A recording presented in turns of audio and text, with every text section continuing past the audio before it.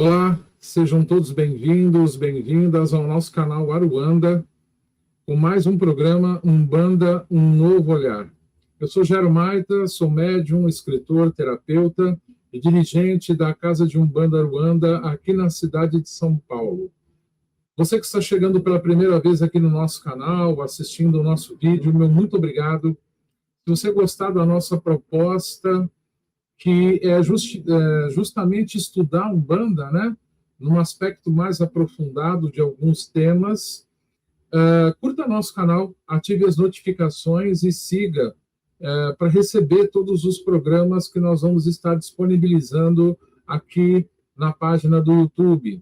Você que já está conosco aqui, muito obrigado por acreditar e confiar no nosso trabalho. Eu espero que todos vocês gostem do trabalho que nós estamos apresentando hoje para vocês. Hoje no nosso programa, nós queremos falar a respeito das várias classes de caboclos que existem. Geralmente na Umbanda, esse estudo se perdeu um pouquinho, né?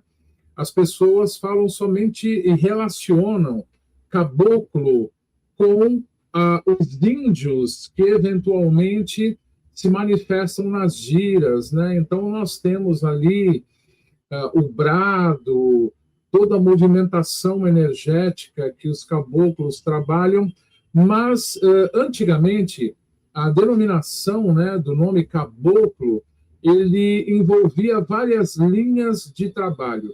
Então é justamente sobre esse ponto que nós queremos trazer algumas observações hoje para vocês, para que dentro dos seus estudos vocês possam também agregar esse conhecimento e desmistificar, né, algumas informações que foram criadas, às vezes, por alguns estudos precários e estudos esquecidos ao longo do tempo em torno da questão dos caboclos. O primeiro ponto que nós temos que entender, quando falamos caboclos, nós estamos falando de classes que vão movimentar energias dentro de um terreiro. Então, quando falamos das linhas de trabalho dentro da Umbanda, nós vamos entender que cada linha ela desenvolve um trabalho específico com o consulente que ali está. E nós temos notado, em algumas pesquisas que temos feito, que as linhas de trabalho, toda semana, né, dependendo da casa, dependendo da força da casa, há uma linha que vai estar ali dando atendimento, dando assistência, enfim, conduzindo o trabalho com os consulentes. Mas uma coisa que se esquece muito é que toda semana o consulente está falando a mesma coisa, né? O consulente vai na frente do guia e ele reclama da mesma coisa, e às vezes é com o mesmo médium, às vezes é com médiums diferentes, e basicamente ele escuta a mesma coisa, um pouco diferente toda semana. Nosso questionamento é eficiente?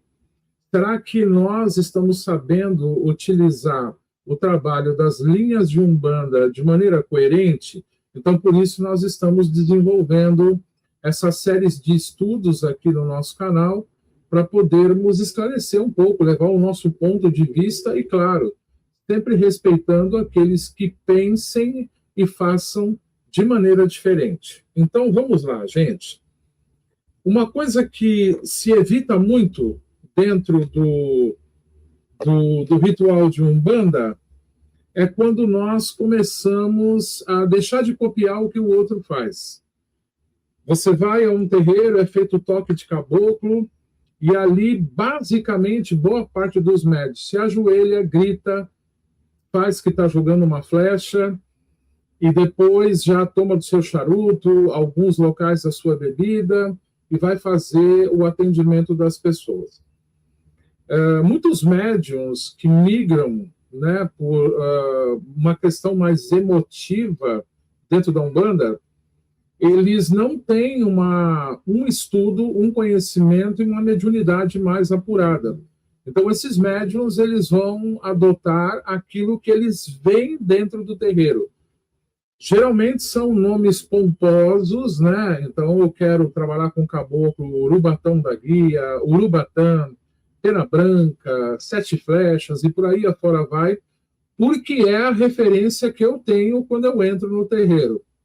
O segundo ponto, eu copio o que eu vejo numa gira. O médium ele vai, né, conhecer a casa, e o fator da casa grande, da casa cheia de médiums, às vezes seduz um pouco o médium a copiar aquilo que ele está vendo dentro de uma visão mais animista, né, do seu desenvolvimento mediúnico.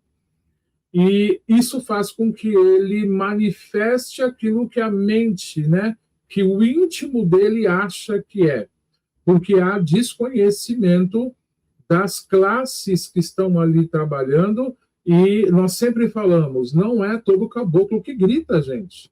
Não é todo caboclo que ajoelha, né? E aí nós temos que passar isso pela peneira da razão e entender que o que eu estou fazendo é minha mediunidade, ou se o que eu estou fazendo eu estou copiando o outro para poder participar da gira, falar que eu tenho um guia e falar que é muito bom trabalhar com guia e tudo mais, né?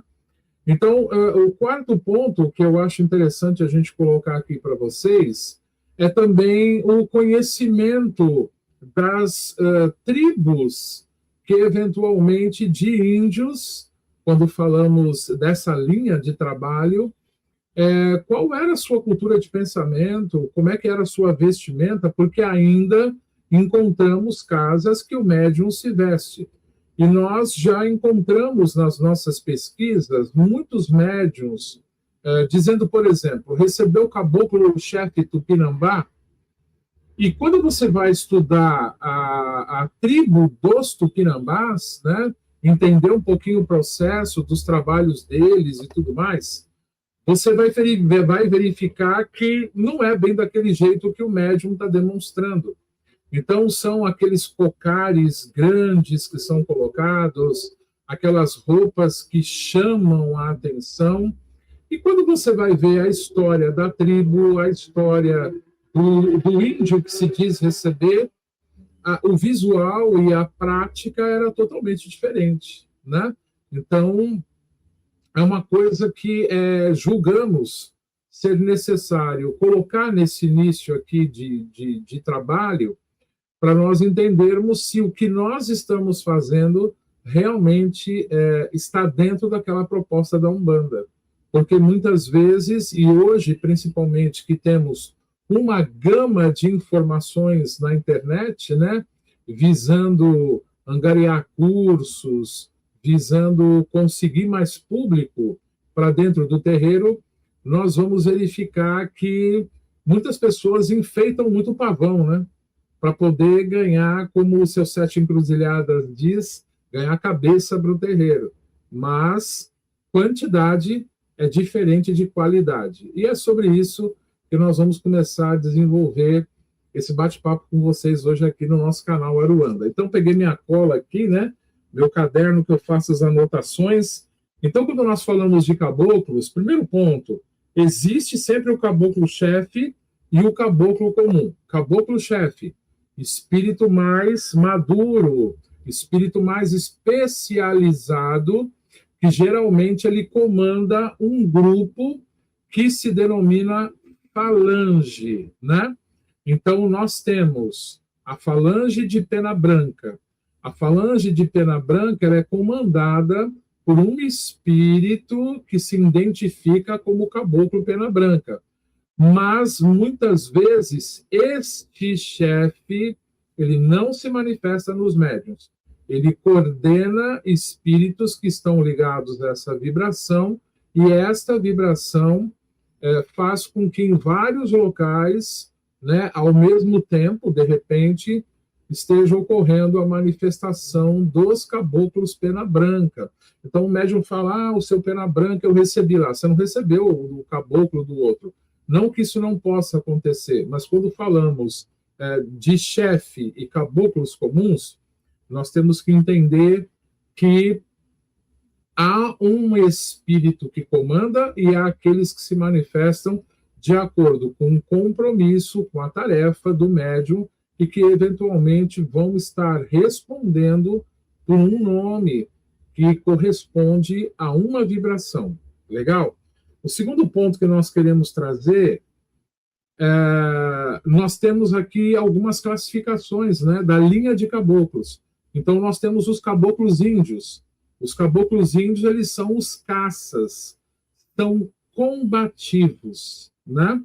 Certa feita em nossa casa, nós estávamos fazendo um trabalho e, ao sair no portão, nós vimos que a rua em frente à nossa casa, virando o quarteirão, haviam vários caboclos lanceiros que trabalhavam muito próximos à vibração de Exu no quesito de guardar a casa. Então, dentro dessa linha, nos foi explicado que nós temos os tupis guaranis, os caiçaras, os caboclos astecas, os puris guerreiro, puris flecheiros, temos os caboclos de Mata Virgem, temos os caboclos de Mata Fria, temos os caboclos de aldeia, que cada um desenvolve dentro da sua especialidade o trabalho que vai ser desenvolvido naquele dia, especificamente na casa. É ilusão nós acharmos que o trabalho de uma casa de umbanda ele ocorre somente com aquele caboclo que está manifestado no médium. Pelo contrário, esse trabalho ele se divide em classes, né? Aos caboclos que vão, como eu falei, estar ali junto com a esquerda, guardando a casa, pela importância do trabalho que a casa tem a realizar, pelo compromisso que a casa tem de proteger os seus médiuns, dirigentes e assistência que estão ali dentro. A assistência, sempre eu digo que cada pessoa na assistência é um universo em si. São pessoas que trazem suas lutas, trazem suas dificuldades, trazem seus anseios. Então, nós temos que entender que há uma movimentação de energia muito grande dentro do terreiro. Então, para isso, nós temos essas classes de trabalho que vão dar suporte dentro do trabalho específico da casa, que pode muitas vezes ser de captura de espíritos inferiores, né, que chamamos de marginais do plano astral, que os quiumbas, né, espíritos especializados em algumas práticas energéticas, e que esses espíritos, após o trabalho com a limpeza que é feita no consulente, eles são encaminhados para poderem ser doutrinados. Então, o trabalho não acaba somente ali quando se encerra a gira. À noite, geralmente, ou horas depois que a casa fechou, nós temos o espaço do terreiro em que médiuns desdobrados, falando aí da noite, né, vão até o terreiro e desenvolvem o trabalho junto com essas correntes para poder doutrinar esses espíritos e poder encaminhá-los, né? Então, primeira relação aqui, né, os caboclos índios. Nós temos uma colocação, né? Eles são os caboclos índios, eles são muito temidos no plano astral, porque eles capturam, né, os espíritos e fazem um cordão de isolamento fora do centro. É bom a gente entender como é que funciona essa mecânica do centro de Umbanda com a questão de defesa, né? Nós temos em seguida os caboclos quimbandeiros, que cuidam da antigoécia, ou seja, o combate das magias negativas, feitiçarias, que muitas vezes estão acompanhando. Ou a casa, foi enviado para casa, ou ainda nós vamos encontrar com algum consulente, ou um tipo de demanda que foi enviado para um trabalhador, para o dirigente. São aqueles que são peritos em desmanchar esse tipo de trabalho. Então, abrimos aspas aqui. Primeiro, eles trabalham sobre a vibração dos pretos velhos, junto com os Exus. Aliás, a vibração dos caboclos quimbandeiros, ela é muito próxima à vibração de Exu. Então, quando nós falamos desses espíritos atuando dentro do terreiro, é preciso nós lembrarmos o quê? Os conceitos de magia, né? Nós temos a magia que antigamente era chamada de magia negra, né? Que nós trocamos por uma série de motivos para magia negativa, né? A utilização da força mental. Nós temos hoje uma mente mais aberta por parte dos médiuns e das casas de Umbanda de entenderem a magia mental e deixarem de confundir ela com a feitiçaria, que é uma degeneração da magia, né? Então, a magia mental, ela é muitas vezes mais perigosa do que a própria feitiçaria. É onde você não se utiliza de nenhum elemento, você não vai trabalhar com nenhum elemento naquele ato de querer prejudicar uma pessoa, e você vai conseguir agregar a ela um tanto de energias, né? Manipulações de forças negativas elementais e tudo mais, que começam a prejudicar a vida da pessoa que não tem conhecimento nenhum a respeito disso. Infelizmente, muitas casas de Umbanda também não conhecem esse processo, né? Então, o que acontece? O consulente trata, sai bem e volta a ficar ruim. Por quê? Porque aquilo que ele fez foi um método paliativo, não foi o trabalho completo com o conhecimento sobre a questão que está assolando esse consulente, a casa ou os médiuns da casa, né? Inclusive, nós temos, dentro da obsessão, do estudo da obsessão, casas que estão médium e dirigentes todos obsediados, né? Todos passando por esse processo de obsessão, por desconhecimento, gente. Então, é preciso entender que muitas práticas que nós não conseguimos concluí-las, elas estão muito mais ligadas à falta de conhecimento que o grupo tem. Portanto, é legal chamar espíritos especializados, abrir a mente para ler, né? Ler livros que trazem esse conceito, essa visão um pouco mais abrangente. Nós temos Tambores de Angola, temos Corpo Fechado, temos Aruanda, temos Magos Negros, temos aí Magia de Redenção, de Ramatiz, né? Os demais são de Pai João, que abrem a nossa mente, né? Que dão os Viajores, né? Que é um livro também recente do Espírito Ângelo Inácio. Eles abrem a nossa mente em relação a esse conhecimento da magia. E entender que feitiçaria é uma degeneração da magia. Eu preciso de um elemento que nós chamamos de condensador de energia. Então, eu posso, por exemplo, aqui, pegar uma pedra, né? Essa sodalita que está aqui, linda, e nela concentrar uma força que vai potencializar aquele alvo que eu quero acertar. Então, a magia, a feitiçaria, que é uma degeneração da magia, ela envolve essas questões que nós temos que estudar um pouquinho, né? Então, vamos ver locais que sacrificam animais para prejudicar o outro, né? Nós vamos encontrar elementos utilizados que o próprio Ramatiz cita, né, na sua obra Magia de Redenção. Também no livro Magos Negros, de Pai João, nós temos um capítulo dedicado a essa explicação, aonde vamos entender esse processo, como ele ocorre, e como dentro de um terreiro nós vamos desmanchar esse trabalho, né? Podemos desmanchá-lo usando trabalhos materiais também? Podemos, mas há um momento que isso nos limita. E aí é muito interessante que os espíritos nos explicam que às vezes é permitido que isso aconteça, porque o médium está dentro dessa frequência, e os espíritos complementam aquela parte que o médium deveria fazer.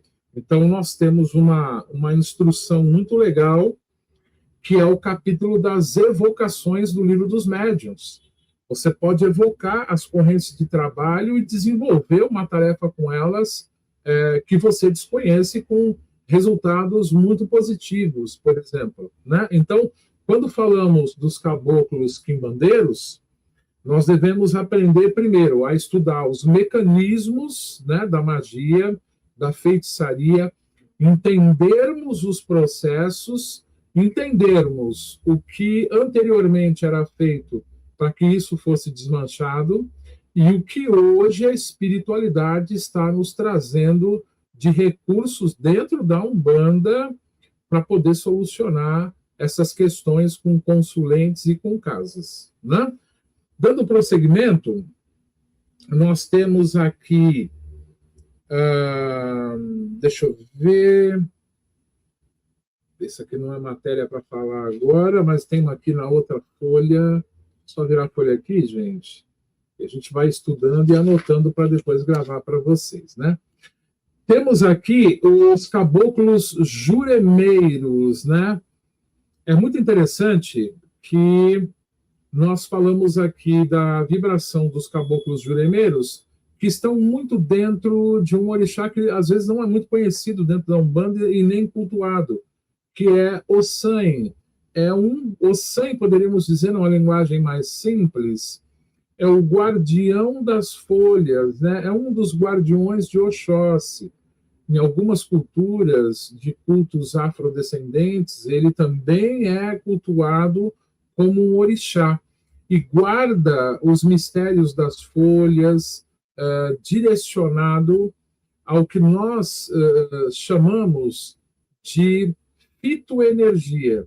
Então, estes caboclos atuam muito na linha de cura, né? Esses caboclos, eles vão na natureza, em reuniões específicas que são feitas para a linha de cura, e a gente vê, né, nos terreiros as ervas no chão que obedecem uma frequência. Nós temos o batimento com ervas e temos agora, na atualidade, o passe bioenergético. Então, como funciona isso? Primeiro, nós temos que ter a casa um conhecimento mais amplo de ervas. Nós temos excelentes cursos de ervas que são ministrados.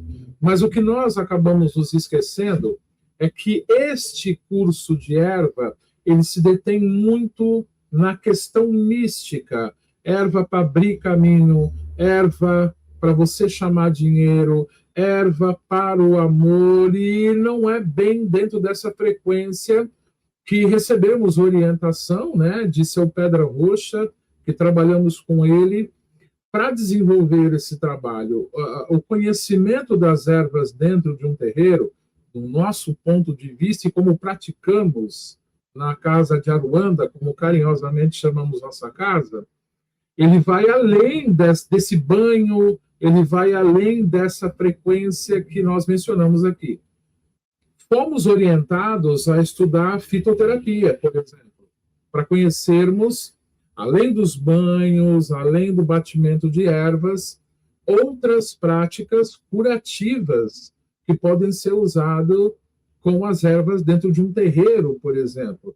Então, aí nós abrangemos o conhecimento da irradiação Yin e Yang. Cada erva tem uma ação de frequência positiva, ativa e negativa, passiva. Temos também, né, ervas neutras, né? A neutralidade, ela geralmente é colocada para gerar o equilíbrio, e aí a gente tem que estudar para podermos compreender de maneira mais clara, né, o que nós estamos falando.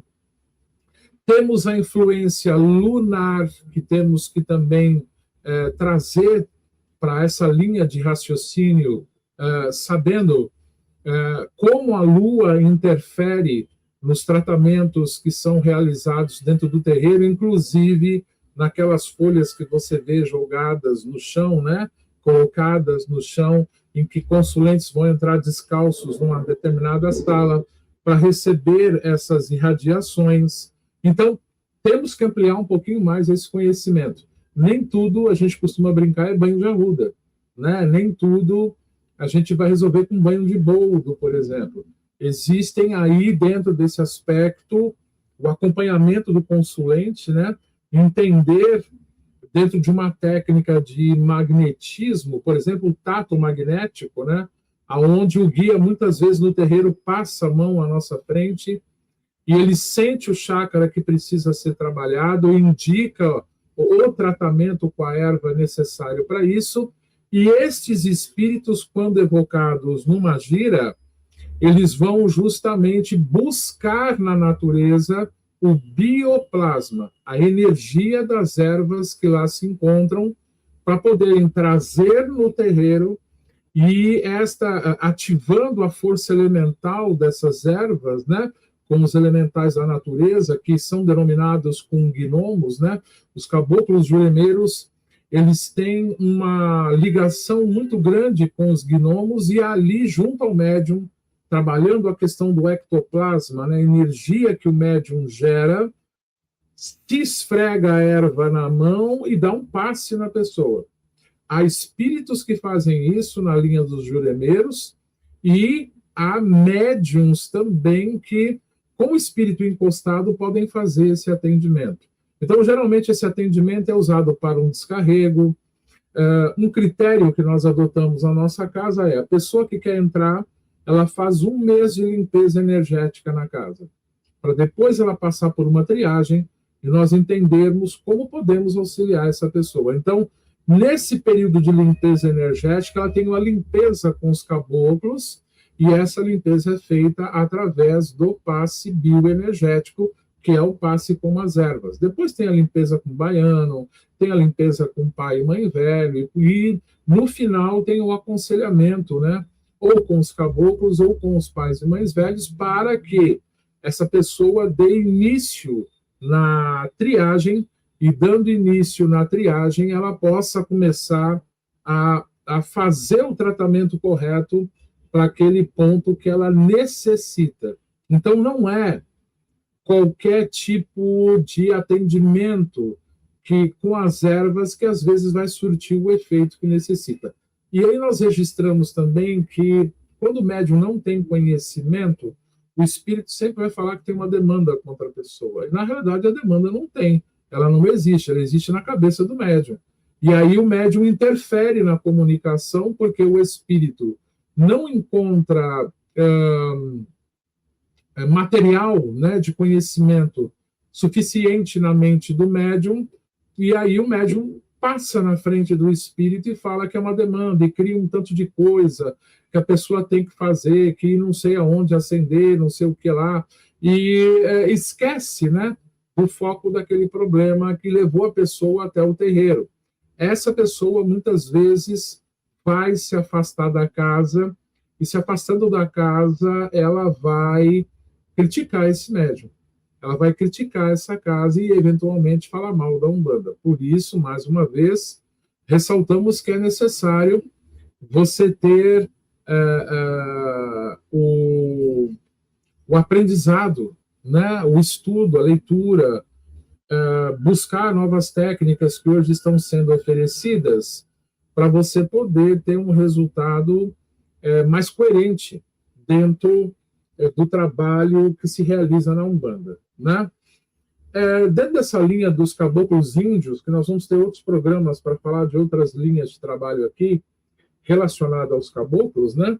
Mas hoje, se detendo em caboclos índios, nós vamos notar que, muitas vezes, nós questionamos o uso do charuto, né? Porque muitas pessoas falam, poxa, lá na mata, um caboclo, quando ele vivia, ele não fumava charuto industrializado como a gente vê aqui. Então, aí nós temos que abrir um pouco o leque da história para entender, primeiro,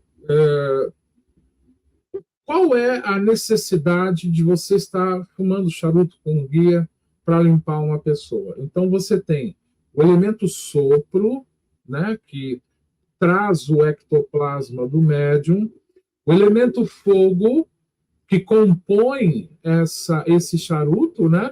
Esse elemento fogo que está queimando ali, né? Então, você tem os elementais do fogo que estão no ar.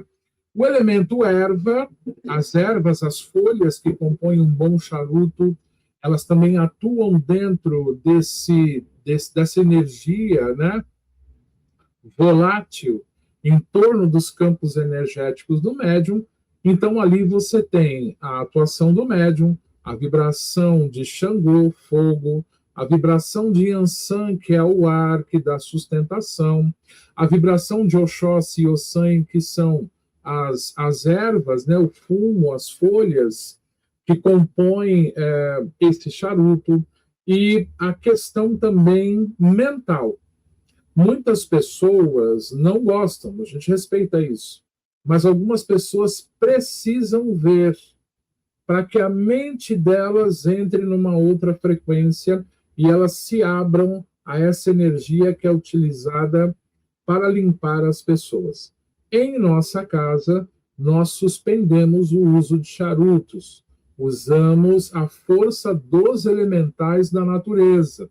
Então, muitas casas não conhecem os elementais da natureza e, por orientação de seu Pedra Roxa, nós começamos a fazer o trabalho com os elementais da natureza, que o próprio guia incorporado no médium consegue ativá-los com resultados fantásticos. Isso não quer dizer que quem utilize de maneira errada, ultrapassada, antiquada. Pelo contrário, nós temos que respeitar o estágio e o procedimento de cada casa, né? Mas podemos expor a nossa forma de visão e de trabalho para que isso possa, de alguma forma, auxiliar aqueles que estão aí também passando por esse processo, né, de espiritualização, de entendimento e de mudanças. Então, isso é um ponto que nós esclarecemos dentro de muitas perguntas que nos são feitas. Outro ponto é a bebida, né? Geralmente se usa a cerveja. Então, para nós falarmos da cerveja, nós temos que voltar lá em Padre Manuel da Nóbrega, que intitulou um culto que era feito, que ele conhecia entre os índios, chamado Santidade. Os índios fumavam um determinado composto de ervas que faziam com que os mesmos entrassem em transe e bebiam uma bebida macerada e fermentada.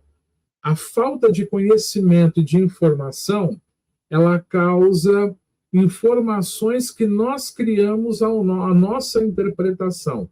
Isso vai passando de boca em boca, e quando falamos da utilização da cerveja, que muitos terreiros o caboclo dá uma bebericada, dá para o consulente beber, a origem do preparo da cerveja é a fermentação. Então, por isso, nós vemos que algumas casas, respeitando, utilizam-se, né, dessa bebida tida como sagrada, mas é uma bebida industrializada. Segundo Pedra Roxa nos informou, a bebida, enfim, que era feita era a base de folhas específicas e de raízes, que eram fermentadas em luas certas embaixo da terra, ficavam um tanto de período embaixo da terra, e depois eram utilizadas naquela tribo para o transe e a informação que era passada para os membros daquela tribo e, eventualmente, para as pessoas que fossem até os mesmos consultá-los. A origem dessa visão, nós temos aqui no Brasil, que seguiu muitos anos, e acredito que ainda siga, na cidade do Maranhão, que não foi fundada por portugueses. Porém, Padre Manuel da Nóbrega, ele registrou na tribo que ele estava esse tipo de atuação, e ele deixou descrito como isso acontecia, batizando esse culto de santidade, né? É interessante que nós temos inúmeros livros, né, que falam a respeito, o nosso queridão de sempre aqui, né, que é a história da Umbanda no Brasil. Ele traz algumas colocações, né, e temos os livros do professor Diamantino Trindade, que escreve História da Umbanda do Brasil, e vários outros livros pela Editora do Conhecimento, que citam essas colocações que nós estamos fazendo. Então, a título de estudo, é muito importante acompanhar também essas obras, para você desconstruir algumas coisas que você trouxe até hoje, enfim, dentro do teu conhecimento. Outro ponto que nos é abordado é a vestimenta. É necessário usar o cocá, aquelas roupas, né? Aquelas roupas com bastante desenho, colorida, que falam pertencer a esse caboclo, essa cabocla, e um tanto de coisa. Dentro da nossa concepção de aprendizado da Umbanda, nós não nos vestimos. Não utilizamos aparelhos, não utilizamos bodoque, arco e flecha e mais um tanto de coisa, né? A maracá é um elemento ritualístico ligado ao xamanismo e algumas tribos.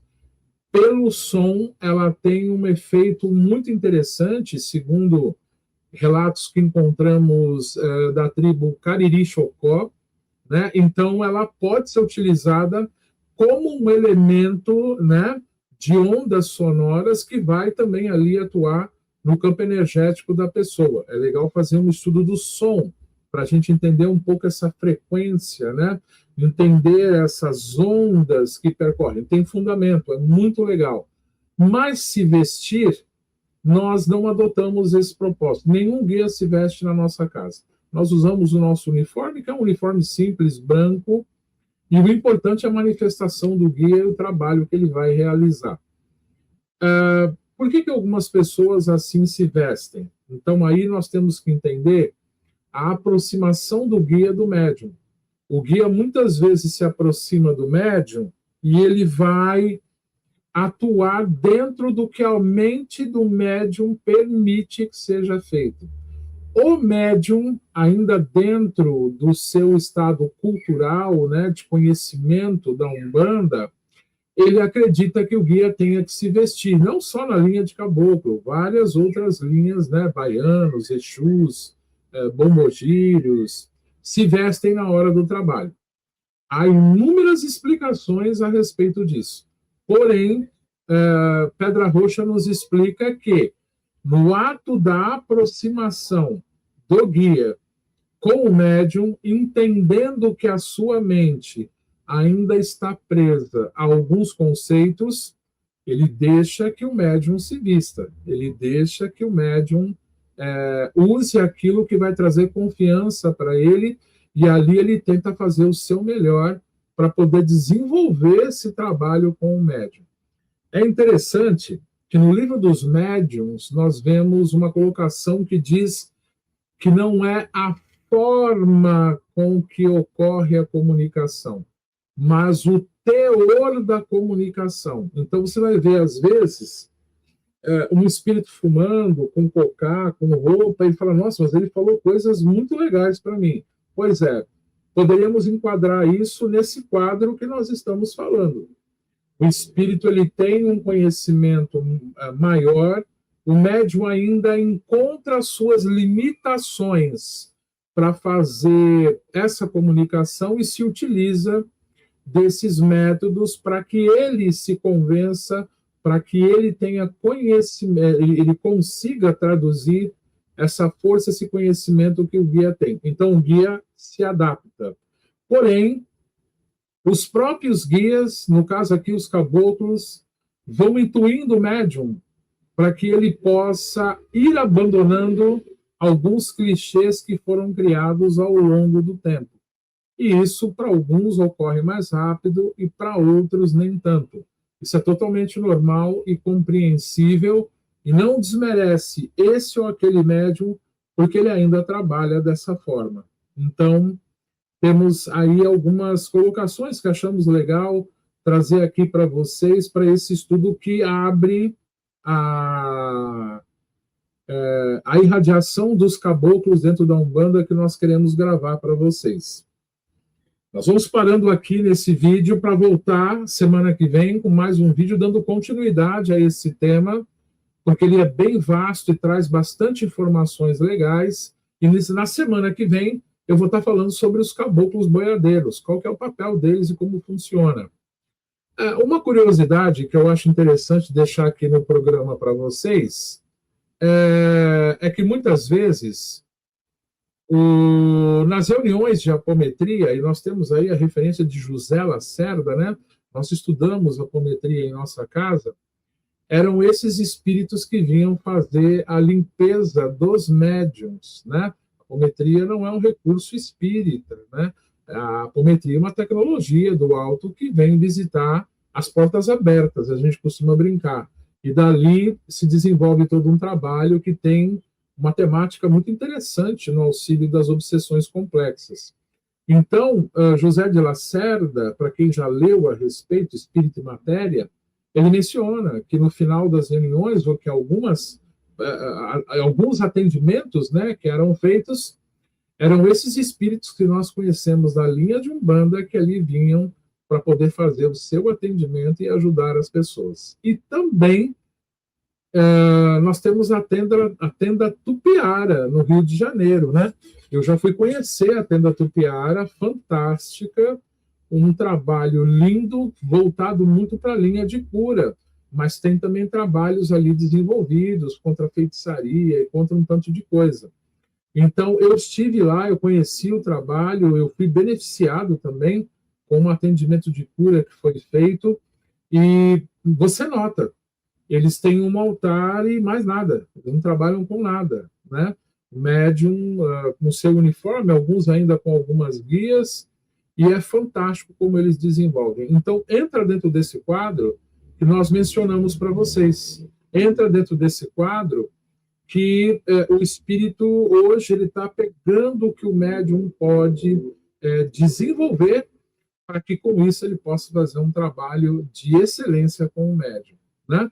A tendência do tempo é mudar, a tendência do tempo é nós entendermos o processo e, entendendo o processo, criarmos uma nova visão, né? Um pouquinho diferente daquela que se insiste em manter hoje e que já não cabe mais dentro da Umbanda. Mas tudo se transforma no seu tempo e na preparação de cada um, no tempo de cada um. Fica aqui a nossa contribuição para vocês no dia de hoje. Volto a convidá-los. Se gostaram, dê um like no vídeo, isso nos ajuda.